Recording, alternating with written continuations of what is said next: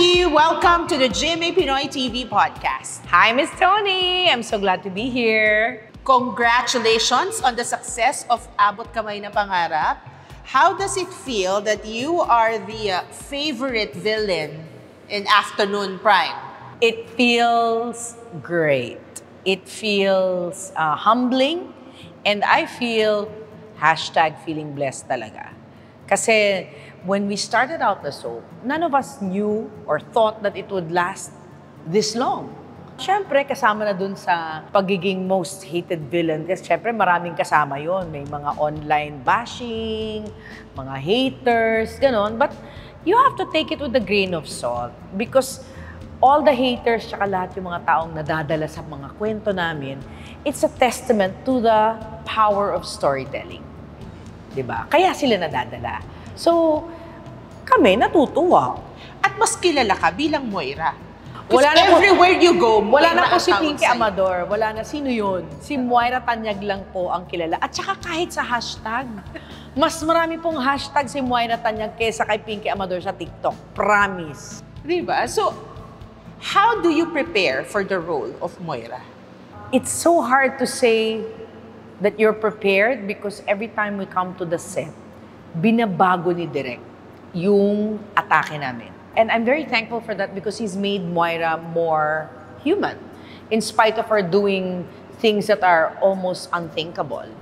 Yung atake mo naman is very emotional, yung malapit sa puso, malapit sa pagkatao ng marami. And kasi for a while, I thought Moira was representing the wronged legal wife. But 6 months into the story, doon na lang na-reveal, pati sa aming lahat, na yung anak ko pala is not my daughter with my husband. So all the while na inaapi ko si Lynette, kinakastigo ko siya for being a kabit, yung pala ganun din ang situation ng anak ko. Diba, sinasabi kong bastarda si Doc Annalyn Santos, yung pala bastarda din yung anak ko. So, naging major plot twist. Pero how are you on set? Pag sa set, ang intense na mga eksena. Pero off-cam, ang dami yung mga TikTok videos. It looks like, you guys are having fun. Actually, we're so lucky. Let's just set an example. Richard Yap. Bugoy, #1. Okay? Sino pa ba mga kasama namin dito? Chucky Dreyfus. Alam mo naman, laging palabiro yan, di ba? From Richard to Chucky and of course, Carmina Villaruel, di ba? Isa pa yung bungis-ngis. Correct. Napakaswerte namin kasi, normally kasi ang isang cast, it's an unwritten rule na they look towards the leads to lead the way. Tignan mo yung mga bida namin, si Jillian, si Carmina, si Richard. Wala diyang masama. Wala diyang tamad. Wala diyang swapang. They always come prepared. They're always ready to give more than what's asked of them. And everybody's just having a good time. Scripted ba ang mga eksena o impromptu ang mga linya? Let's say you have a scene. Oh. Lahat ba yun kapag when you take it, talagang scripted? You follow the script or... Hindi kasi on the set, pinapaltan ni Direk. Kaya mahirap din magkunwari, ang eksena mo medyo mahaba, 3 to 4 pages. So, i-memorize mo yan. But, writing a script and seeing something actually on TV, medyo malayo yung talon. So, sometimes the script is a little too wordy, so minsan, sino-shortcut ni Direk.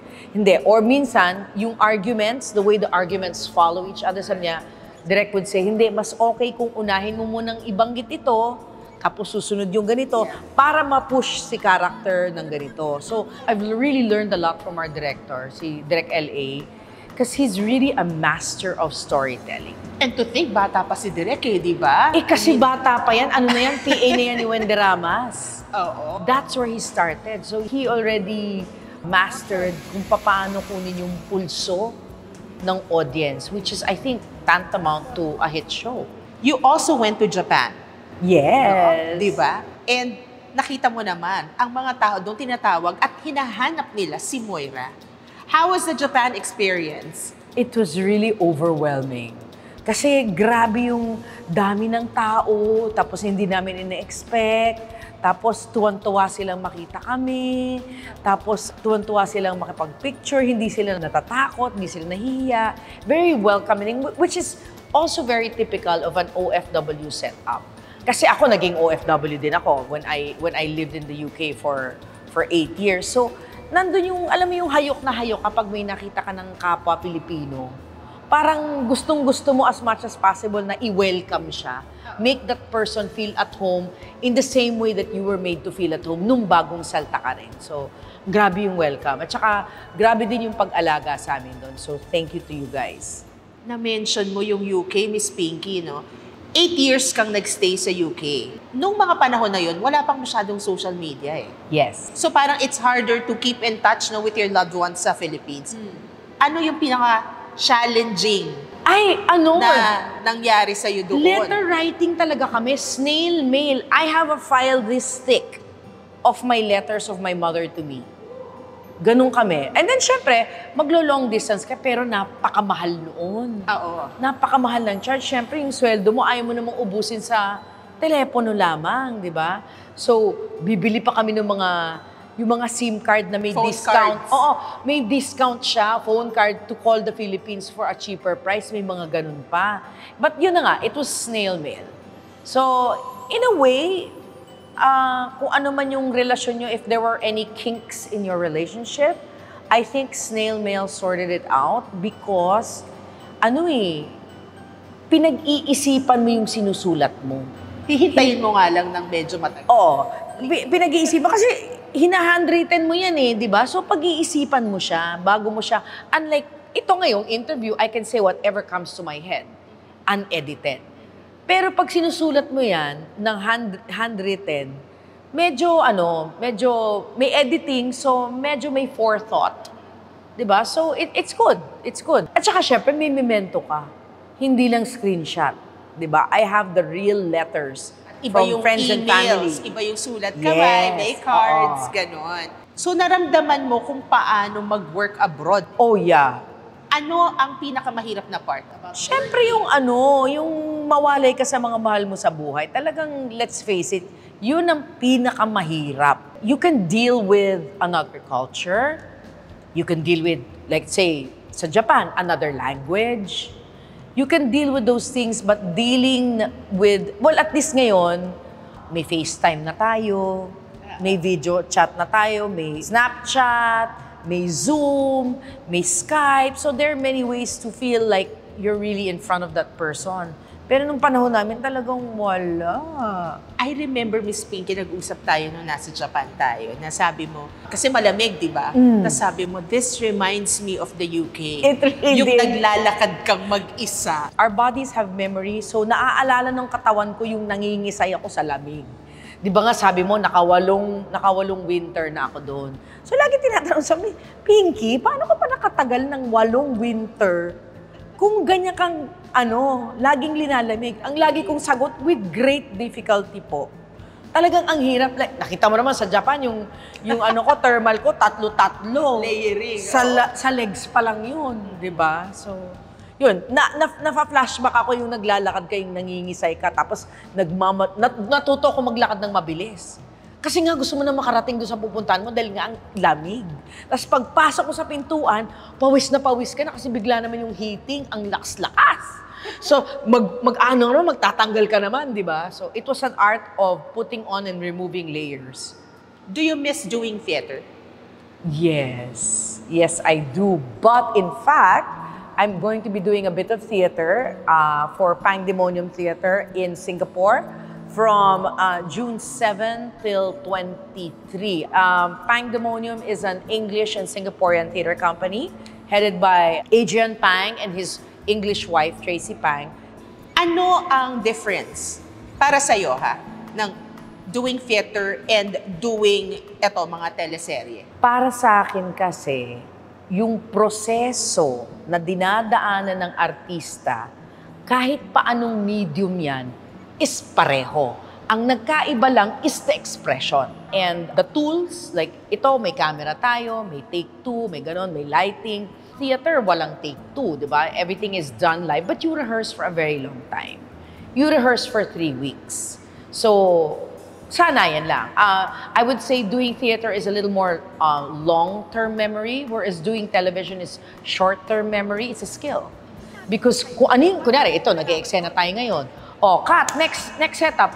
Kakalimutan ko lahat ng sinabi ko sa'yo ngayon kasi meron na akong bagong sasabihin sa'yo mamaya. So it's a skill. The difference, of course, is the medium. But the journey that the actor has to make in finding their character, for me, it's the same. Iba lang ang expression of it. Which do you enjoy more? I think I've come to love all three. Film, TV, and theater, all the same because I'm on my 41st year. Pero first love ko ang theater. Doon ako nagsimula, doon ako nahasa. Doon ako natutong mag-drama, mag-comedy, mag-musical, sumayaw, mag-host. Doon ako, kumbaga that's where I learned the ropes. And you feed off the energy, Of the audience. Of the audience. Yes. Kasi parang instant mo, nakikita Yes. yung reaction din Like, also. alam mo kung nag-flop yung joke mo o hindi. Kunyari, let's say, drama siya. You know when you have the heart of the audience in the palm of your hand. Alam na alam mo yon. Yung pulsong-pulso mo sila. So, masarap din yon. And I think it's a great practice. Sana lahat ng artista natin makapag-try kahit once lang na magteatro. Kasi iba talaga siya. What is one role you will never get tired of doing over and over again? Gusto ko siyang gawin ulit-ulitin. Pero pag inulit-ulit ko, baka ikamatay ko na siya. Joke. In 2013, I was able to do my dream role. It was a play that I did when I was much younger, in my 20s. Sabi ko, sarili ko, pag tumanda na siguro ako, mukhang bagay itong play na to sa akin.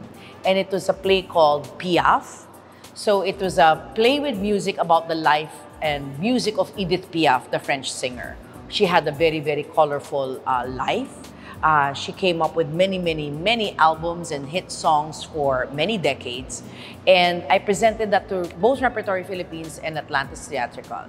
And I was turned down by both.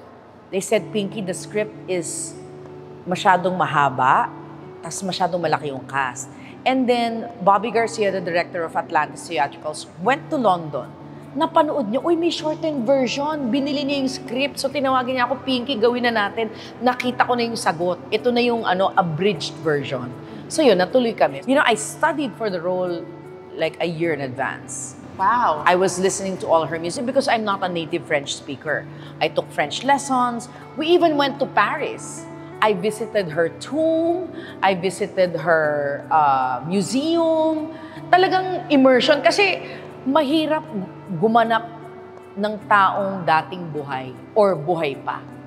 Kasi may example to sila. sell it. Oo. May example sila. Parang, layo mo naman. Hindi naman ganyan si May expectation sa mga tao. And with Piaf, medyo matagal na to. But because she was so iconic, it was such a challenge. You do TikTok a lot. Yes. I see your videos and even sa Japan. Ako, di ba? Nagti-TikTok kayo palagi. And you like doing it, di ba? Yeah. You have fun doing It's it. fun. Exactly. Pero di ba, techie ka ba talaga? O kinailangan mo lang din talaga mag-adapt sa mga Gen Z? In the beginning, I joined TikTok before the elections because I was trying to help combat fake news because dun siya laganap. So that's how I started. Pero when I started, nung bumukas na yung ating economy, dumalas na yung mga taping. In fact, I remember a year and a half ago, I was doing Jose and Maria's Bonggang Villa. Ako yung pinaka-eng-eng sa TikTok. Ako yung tinuturuan ng mga bata. Hindi, tita, ganito yan. Tapos paano? Ano yung timer? Ano yung gano'n? Wala akong alam. Aba, Nung natuto ka na? Nung nag-lock in kami ng abot kamay na pangarap sa Zambales, kami ni Chucky Dreyfus, kasi kami yung mga promotor niyan. Sabi ko, Chucky, paano ba to? Yung bida natin, 3 linggo bago lalabas sa show. Mahirap ibenta yun. Kasi ang umpisa ng show, bata pa si Jillian, yung character ni Anne. Ipapakita na genius na siya, bata pa. So 3 linggo bago makita yung bida, saka nakarinig ng ganon. So napag-isipan namin ni Chucky, basta gumawa ng content with her about the show. And then, so TikTok kami ng TikTok. Kaming 3 ni Jillian at ni Chucky, doon nag-umpisa yun. And then they knew what to do. No, tita, ganun. Parang, basta sasayaw ka na lang kasi alam na nila yung gagawin. And then, Chucky will help me edit, ganun. Hindi talaga ako techie. Forced to good. Forced to good. Tapos nakita ko na, ang ganda naman ng reception ng tao. Tsaka okay din yung kasi nakikita nila yung the other side of us. Hindi lang yung puro character mo na maldita, na dragon, na demonyita. Makikita na, uy, tao din pala. Kaya ang laging comment, naku, high blood kaming manood sa inyo, samantalang kayo, TikTok lang kayo ng TikTok dyan. Ayun. Sino pa ang gusto mong maka-eksena? Sino pa ang gusto mong sampalin? In life? Hindi naman. Eksena. Mamaya tayo sa in life, pero yung eksena muna. Teka, wala. Parang lahat na halos ata nasampal ko dito eh. Anak ko si Zoe, nasampal ko. Asawa ko, si Richard, nasampal ko na. Siyempre si Lynette, nasampal ko na sa bunutan, lahat. Pero yung iba pang mga artista na gusto mo ring makatrabaho, maka-eksena? Wala, I'm game kahit sino. Kasi like, for example, yung sampalan namin ni Miss D, kala mo sobrang sakit, hindi kami nagpapang-abot. Naku, wait. Talaga. Oh. You ask her, Yeah. she will tell you, never kami nagpang-abot. There's an art and there's a skill to it. Pero pag ganun ba, you talk about it? Yung Oo eksena? naman, oo naman. If it's someone like Dina and I, who are so used to slapping and being slapped, halos wala na. Pero pag sa iba basta na, dito tayo, Mars, saan ka? ito, Dito sa line na to, okay. Basta watch my hand, okay. Ganon. Pero may mga eksena din na talagang pinipilit kami ng direktor na kailangan magpang-abot. So, there was a time, I think it was one of the first times na nasampal ako ni Lynette. Dalawang beses. So sabi ni Direk, Miss Pinky, I'm sorry, pero kailangan talaga magpang-abot. I'm sure. Ito naman si Carmina, talagang as much as possible, ayaw din niyang manakit. Ayaw niya yung nagpapang-abot. Ayaw niya talaga. Na talagang she had to really quiet herself and really concentrate and really iaalsa mo yung galit mo para hindi lang once, pero twice. Yan, para sa akin. Ito naman para sa anak ko. May ganon. At saka naka-close up talaga. So, hindi mo makukuha sa sapaw. Yeah. Ako minsan nasampal na ako ng sobrang lakas. Sobrang lakas, pati yung unit to huminto. Nasa kabilang set sila, sa sobrang lakas narinig nila lahat. And then everything fell quiet. And then sa tumilapon ako. Pag tilapon ko, hindi ko na maalala kung nasaan ako, kung sino ako, sinong karakter ako, at kung ano yung sasabihin ko. So nakaganon ako sa sahig, sabi ko, teka muna. So talagang I was waiting and I didn't cut it. Kasi pag kinat ko, uulitin na naman. So talagang I took my time, tapos nung maalala ko hanggang sa naitayo ko yung sarili, tapos naibigay ko yung dialogue ulit. Kasi before, it was si Yasmin Curdy. So yung eksena kasi, pareho kaming mananampal sa isa't isa. Wow. So ako yung unang sasampal. So nung sampal ko sa kanya, rehearse ko. Yung sampal niya sa akin, hindi na rehearse. Eh nag-backhand si Bagets, gumanon pa, bumuel. Talagang tilapon, tapos yung alam mo, may narinig kang ganon. So, siyempre, nag-sorry naman siya after. Pero kung may nasampal akong malakas, nasampal na rin ako ng kalakas-lakas. Tips for aspiring actresses. Kasi may iba, feeling nila, pag nalinya sila ng kontrabida, baka lagi na lang silang kontrabida. Number one, love your work. Know why you're doing it. Bakit mo ba gustong mag-artista? Dahil meron ka bang angking talino or talento na gustong i-share? Or are you just in for it for the fame and fortune? So, alamin mo muna. I always tell my students that because I mentor a lot of aspiring actors and actresses. Alamin mo kung bakit mo gusto. And that will dictate the rest of your career. How long it will last or not. Kasi parang lahat nasasama pag sinabi mong love your work eh. Nandiyan na yung be on time, be respectful of other people's time, be professional, study your script, do what I always tell my students, do as much research as you can, not just about your character, but about the director. Ano bang genre niya? Ano bang tipo niya? Anong style niya? Your co-actors, paano ba silang katrabaho? Prime example, nung bata pa ako, si Chair Pip, si Tirso Cruz, lulukohin ka niya ng lulukohin before the take. Tapos pag take, ganon. Oo, joke time ka niya, ganon. Tawa ka na tayo, bungis-kis ka ng bungis, biglang pag take, sasampalin ka na. Ganon. I think, I don't know if he was playtime lang ba yan or whatever. I don't know if he even remembers. Pero siguro it's their way of testing us. How much are we on our toes? message to Global Pinoys. Ayan, hello po mga ating kasamang Global Pinoys. Kamusta po kayo dyan lahat? Ito po si Pinky Amador, gumaganap ng Moira sa Abot Kamay na Pangarap. Maraming salamat po sa inyong suporta sa amin, sa aming show. Naway magpatuloy pa po kami at magbigay ng magandang kwento po sa inyo. And I hope that you're all safe, doing well, and have a great year ahead. Mwah! Thank you, Miss Pinky. You're welcome, Miss Congratulations again on the success of Abot Kamay na Pangarap.